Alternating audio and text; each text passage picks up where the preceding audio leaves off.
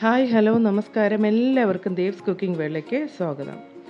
എല്ലാവർക്കും ഹൃദയം നിറഞ്ഞ ദീപാവലി ആശംസകൾ.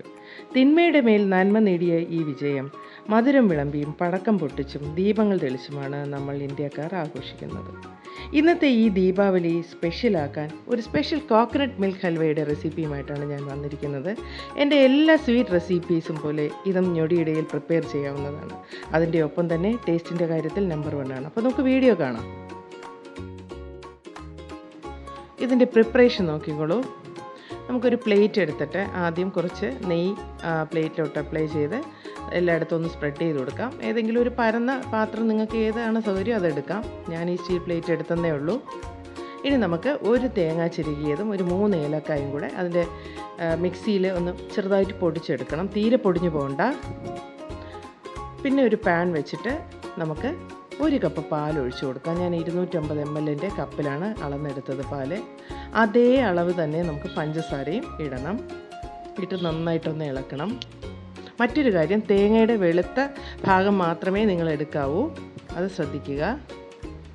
നന്നായിട്ട് പഞ്ചസാര ഒന്ന് അലിഞ്ഞ് വരുമ്പോഴേക്കും നമുക്ക് ആ തേങ്ങ അങ്ങ് ആഡ് ചെയ്ത് കൊടുക്കാം. തേങ്ങയും ഏലക്കായും കൂടെയുള്ള മിശ്രിതം നമുക്ക് ആഡ് ചെയ്ത് കൊടുക്കാം. എന്നിട്ട് നന്നായിട്ട് ഇളക്കിക്കൊണ്ടിരിക്കണം.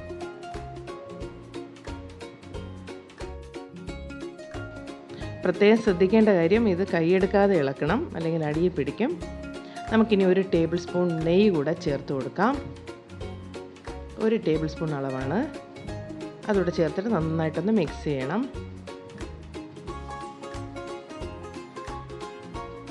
പിന്നെ ഞാൻ കുറച്ച് ഫുഡ് കളർ ആഡ് ചെയ്യുന്നുണ്ട് ഇതിൽ. നിങ്ങൾക്ക് അത് തീർച്ചയായിട്ടും വേണ്ടെങ്കിൽ സ്കിപ്പ് ചെയ്യാം കേട്ടോ. ഞാനൊരു ഫോട്ടോ എടുക്കുമ്പോൾ ഒരു കളർഫുൾ ആകട്ടെ എന്ന് വെച്ചിട്ട് ആഡ് ചെയ്യുന്നതാണ്. അല്ലാതെ സാധാരണ ഞാൻ ഉണ്ടാക്കുമ്പോൾ ഫുഡ് കളർ ആഡ് ചെയ്യാറില്ല. വെളുത്ത കളറിൽ തന്നെ ഇതിരിക്കും. നല്ല ടേസ്റ്റുമാണ്.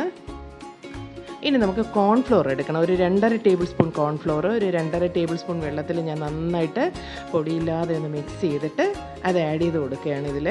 കോൺഫ്ലോർ കൂടെ ആഡ് ചെയ്ത് കൊടുക്കുമ്പോഴാണ് ഇതൊന്ന് കട്ടിയായിട്ട് മാറുന്നത്. എന്നിട്ട് നന്നായിട്ട് മിക്സ് ചെയ്തുകൊണ്ടിരിക്കുക.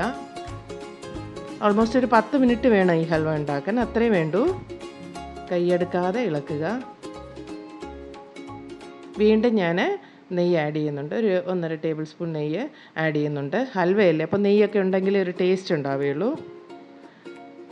പാത്രത്തിൽ നിന്ന് വിട്ട് വരുന്നതാണ് അതിൻ്റെ പരുവം. ഇതുപോലെ ഒട്ടിപ്പിടിക്കാതെ വിട്ട് വരുമ്പോഴേക്കും നമുക്ക് ചൂടോടെ ആ നെയ്യ് തടവിയ പാത്രത്തിലോട്ട് ഒഴിച്ചു കൊടുക്കാം. എന്നിട്ട് സ്പൂണിൻ്റെ അടിയിൽ കുറച്ച് നെയ്യ് സ്പ്രെഡ് ചെയ്തിട്ട് ഇങ്ങനെ ഒന്ന് നിരത്തി എടുക്കണം. ഇതുപോലെ. എന്നിട്ട് റൂം ടെമ്പറേച്ചറിൽ വെച്ചിട്ട് 2 മണിക്കൂർ ഫ്രിഡ്ജിൽ വെച്ചൊന്ന് തണുപ്പിച്ചെടുത്ത് കട്ട് ചെയ്തെടുക്കാം.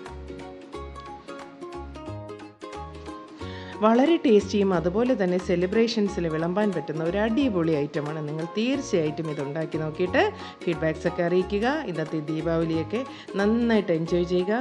ഈ വീഡിയോ ഇഷ്ടമായെങ്കിൽ എൻ്റെ ചാനൽ തീർച്ചയായിട്ടും സബ്സ്ക്രൈബ് ചെയ്യുക, ലൈക്ക് ചെയ്യുക, ഷെയർ ചെയ്യുക. ഒപ്പം ബെല്ലൈക്കൺ പ്രസ് ചെയ്യാൻ മറക്കല്ലേ. ബെല്ലൈക്കൺ പ്രസ് ചെയ്യുമ്പോൾ പുതിയ വീഡിയോസിൻ്റെ നോട്ടിഫിക്കേഷൻ കിട്ടും.